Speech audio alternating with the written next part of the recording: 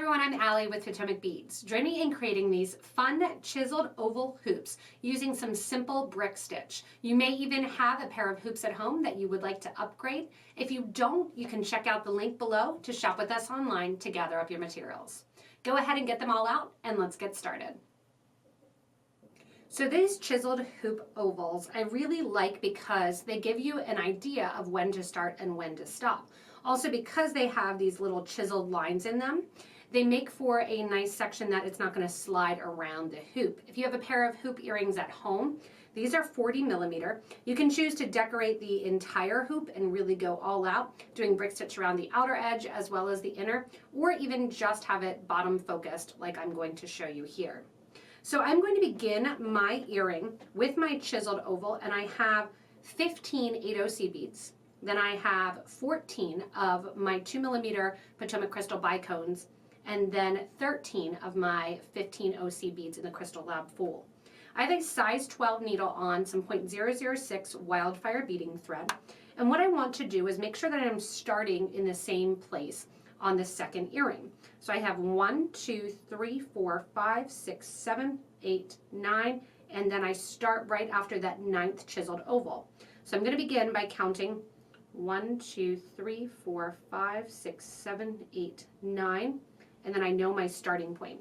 You can also lay it against the last one if you want to make sure that you're starting in the same location.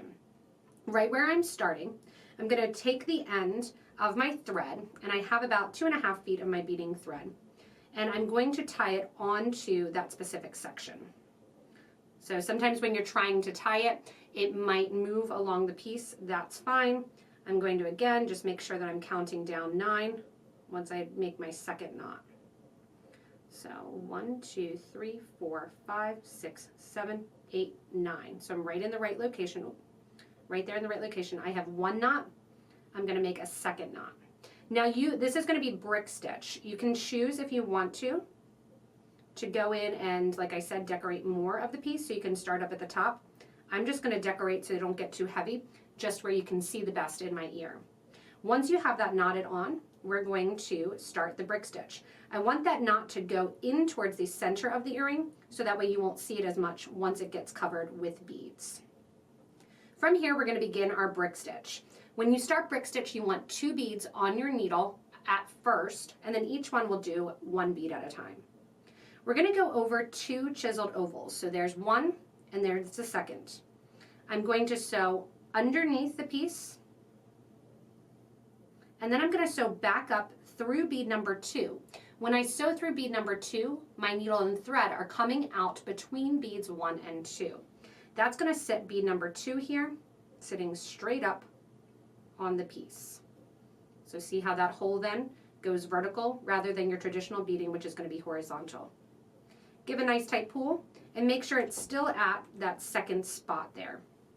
From here, you're going to add 1 bead at a time, and these are 8O Miyuki seed beads. You can do the Miyuki, you can do Toho, you can do check. The great thing about a lot of brick stitch, it doesn't matter what beads you use. Going on here, I'm going to go to that next little chiseled oval spot. So underneath the hoop, and then through that bead that I just added, and out. Give a nice tight pull, making sure that it's in that next spot.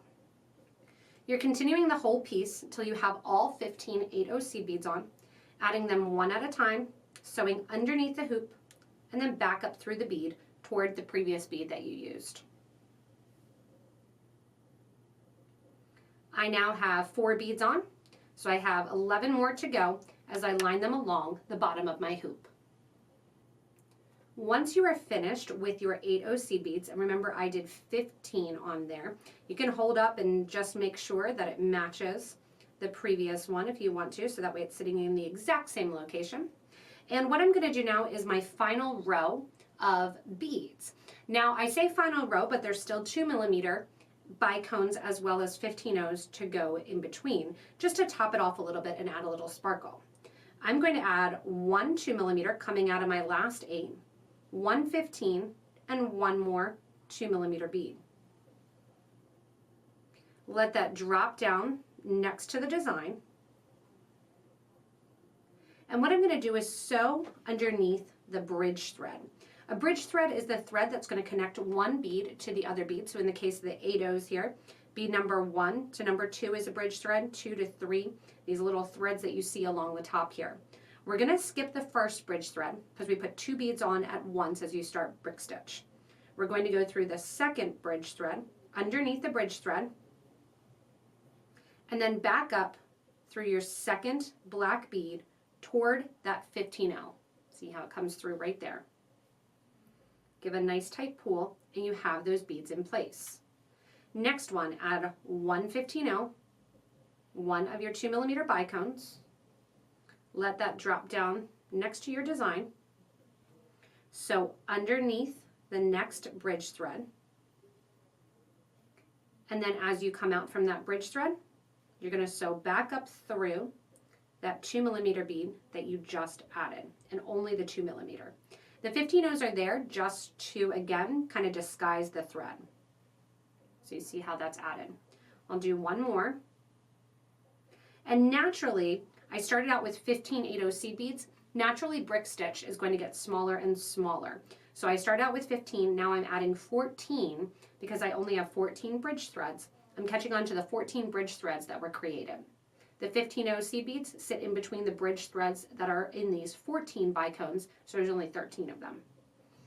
Let that drop down, sew through the next bridge thread. And if your crystal happens to pop off, it means that as you are sewing back up through your crystal, by accident, you also sewed back through that bridge thread. Give a nice tight pull and continue on. I have 4 on. And now I'm going to add in the rest, and then I'll show you how we're going to tie it off as we get back toward that beginning starter thread. So as I'm coming out of my last bicone here, I'm going to come out my last bicone, give a nice tight pull. That actually finishes up my earring. And what I'm going to do is go back down through the 15, as well as back down through the 2mm that sits previous. As I come out there, I'm getting closer to my thread end. And what I want to do is tie the thread end between the 2 rows of my brick stitch here so you don't see it as much. So I kind of want to sew it between there. So what I'm going to do is I'm going to bring my thread also down through the second 8/0 that sits right next to it, or right below it rather. So I'm bringing my thread and needle down through that second 8/0. And as I do so, I'm going to grab these 2 thread ends and simply tie them together. It's a nice, quick, easy updo for possibly jewelry that you may already even have, and a good use of some random small seed beads or crystals that you have left. From here then, I'm just going to take my thread and needle back up through my first 8/0 as well as my last crystal, just to pull that knot kind of inside.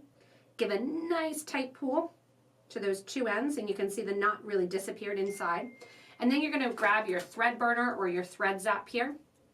Take that, heat up the edges, and burn down your 2 thread ends that are in separate locations. That's going to really hide and mask your start and finish of your thread.